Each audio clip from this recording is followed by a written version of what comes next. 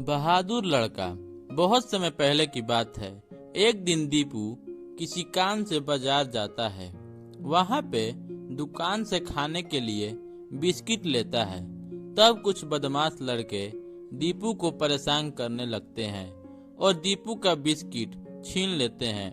दीपू रोते रोते घर चला जाता है। इस तरह से हर दिन दीपू को बदमाश लड़के परेशान करते रहते हैं और हमेशा रोते रोते घर चला जाता है। तब एक बुजुर्ग दादाजी ने उस दीपू को पास बुलाया और पूछा, हर दिन तुम रोते हुए क्यों जाते हो? तब दीपू ने उस दादाजी को बदमाश लड़कों के बारे में बताया।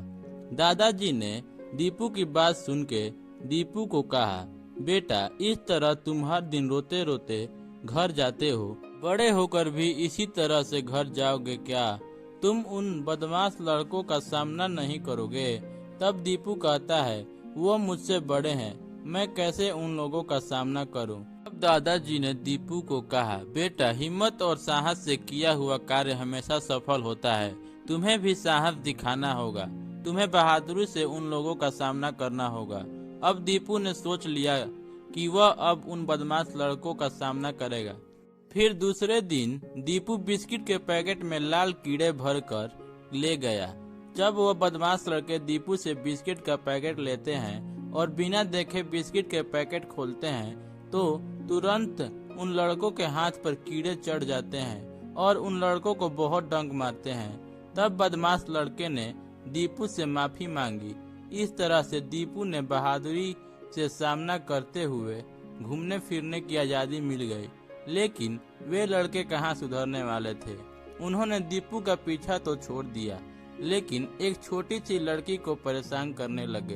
अब रोज रोज उस लड़की के सामान को छीनते थे और उसे परेशान करते थे। एक दिन जब दीपू उसी दुकान पर गया था तो उसने देखा कि वह बदमाश लड़के छोटी सी लड़की को परेशान कर रहे थे। जब उन लड़कों ने दीपू को देखा तो उन्होंने उस लड़की को छोड़ दिया, क्योंकि वह अब दीपू से डरते थे। यह बात लड़की ने देखा कि वह लड़के दीपू से डर रहे हैं। फिर रास्ते में जाते हुए और छोटी लड़की दीपू के पास आती है और कहती है, आप मेरी मदद कीजिए, ये बदमाश लड़के हमेशा मुझे तंग करते हैं। दीपू ने सोचा, यह नहीं सुधर सकते, इनको हमेशा के लिए सुधारना पड़ेगा। उनमें से एक लड़के की बहन को दीपू परेशान करने लगा, क्योंकि दीपू को उनको सबक सिखाना था। वह लड़की दीपू का शिकायत लेकर अपने भाई के पास जाती है और बोलती है, यह लड़का मुझे परेशान करता है। वह बदमाश लड़का अपनी बहन के साथ आता है और बोलता है, मेरी बहन को क्यों परेशान कर रहे हो? तो दीपू बोलता है, तुम भी तो करते हो किसी न किसी की बहन भाई को परेशान, तो खुद पर जब पड़ी तो क्यों परेशान हो रहे हो? उस लड़के को समझ आया कि वह गलत कर रहा था और उसने दीपू से माफी मांगा और बोला, आज के बाद मैं किसी को परेशान नहीं करूंगा। इस कहानी से सीख।